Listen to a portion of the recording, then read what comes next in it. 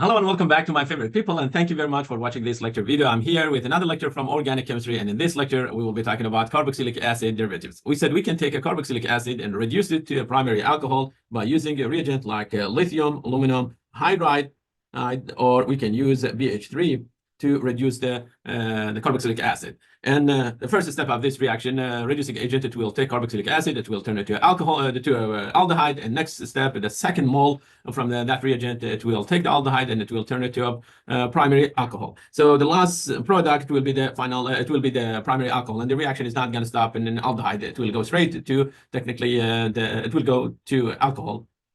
And let's highlight the carbon atoms that are involved in this chemical reaction. And we said this reaction is going to be a nucleophilic technically addition, and the nucleophile is a hydride or H minus. H minus, it will attack the carbon because it has a good partial positive charge there, and also it has a pi bond, and a breaking pi bond is going to be way easier than a breaking any sigma bond. So the first step is addition to that carbon, and again, after getting aldehyde, same nucleophile H minus, it will go after carbon, and again it will get involved in nucleophilic addition, and it will turn the carbonyl to an alcohol. Okay, there are some issues here, and I'm going to go through them. One thing that's we need to mention: carbon and carboxylic acid, it has oxidation of +3. And how did I get the +3? For each oxygen that attach to carbon through a double bond, give a +2.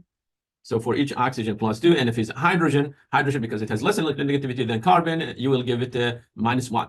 And so I have one oxygen that attached through a double bond, it will be +2, and this oxygen through a single bond, so it will be +1. So that means oxidation number of carbon, it will be +3. For aldehyde, we have +2 for the carbonyl, the oxygen of the carbonyl, and now this one, it will be -1. So if I add +2 to -1, the oxidation number of carbon, it will be just +1. So as you see, oxidation number from +3 turned to +1. And that's the reason I say this is a reduction reaction. And we have +1 here. And how about oxidation number of carbon in alcohol?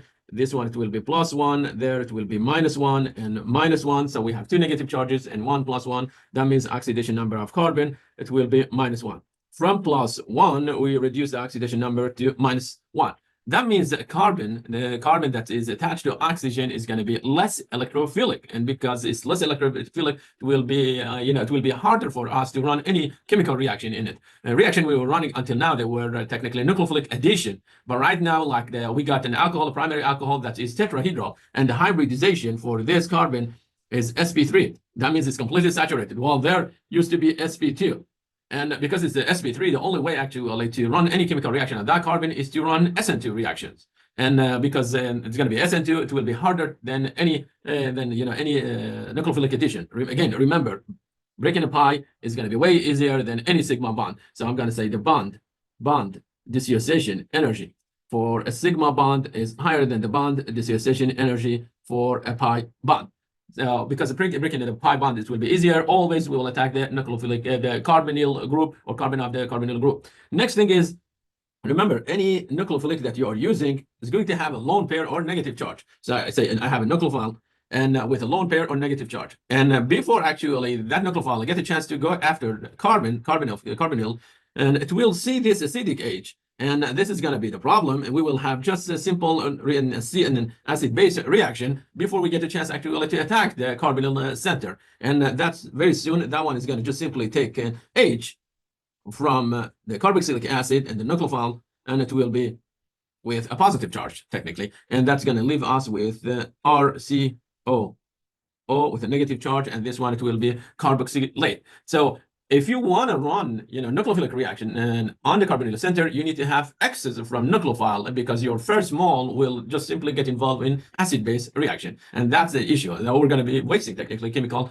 compound. And also, as I said, we are losing the pi bond while we are reducing it to technically to a primary alcohol. How can I use a starting compound like an acid and run a bunch of chemical reaction on it?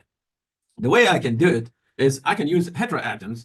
And any atom that technically it has electronegativity higher than carbon. Okay, what's the reason for it? Because if you replace this OH, by any group that it has higher electronegativity than carbon, oxidation number of carbon is not going to change. And for example, if I replace it by chloride or say any oxygen attached to another, for example, carbonyl group or alkyl group or nitrogen, and the oxidation number of carbon of the carbonyl is not going to change. And if you look until here, until that one, if you look for them, you see the carbon that I'm going to highlight, this carbon, it is attached to heteroatom or atoms. So attached to heteroatom or atom through 3 bonds. Okay, 3 bonds. For example, the first case, we have a double bond with oxygen. So we have 1 sigma and 1 pi, and then there is another, sigma with a secondary, heteroatom. In case of acid anhydride, we have the carbonyl attached to 2 oxygen. So again, oxidation number is going to be +3. Next one, we replace the, the carbonyl by an alkyl group. Still, because I have oxygen, there, oxidation number of carbon is going to be a +3. How about amide? If I replace, the O by nitrogen, and this time we have NH2, in that case, we call it amide. And because nitrogen, it has higher electronegativity than carbon, and you're going to get the +1 because of nitrogen.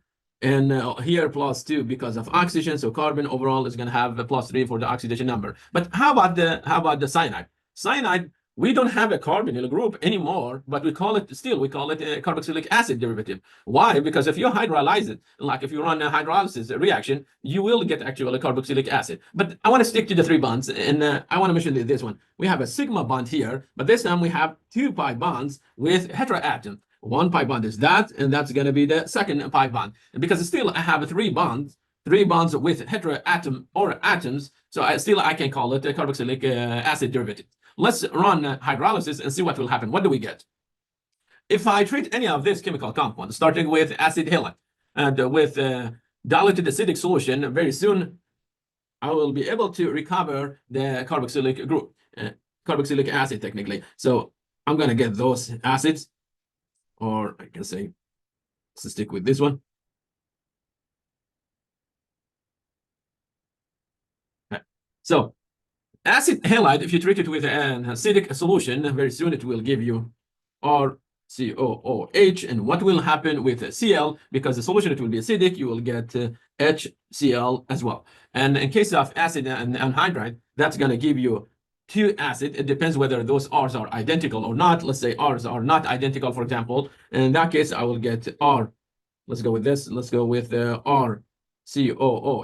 And the second one, it will be R prime. That will be OOCOOH. So I get 2 carboxylic acid. And if I take an ester, I treat it with a acidic solution, it will give me carboxylic acid. And next product, it will be just simply an alcohol. So I have OH attached to an alkyl group. And how about the amide? Amide, like if you have acidic solution, because nitrogen, it has a lone pair, first step is going to be this. That's going to take an H+, and if it takes H+, the charge on nitrogen, it will be +1, so it will be a good living group. And then we can kick it with nucleophile like water. And so that one is going to give us, again, carboxylic acid.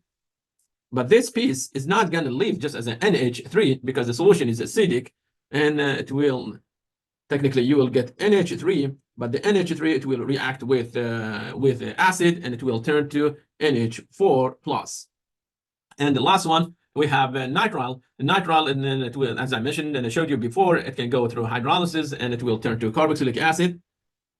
So we get the carboxylic acid. And what will happen with nitrogen? Nitrogen, it will gain 4 hydrogen in acidic solution. So nitrogen, technically, it will turn to NH4+. So as you see, the amide and nitrile, both of them, they will give you same product, carboxylic acid plus ammonium ion.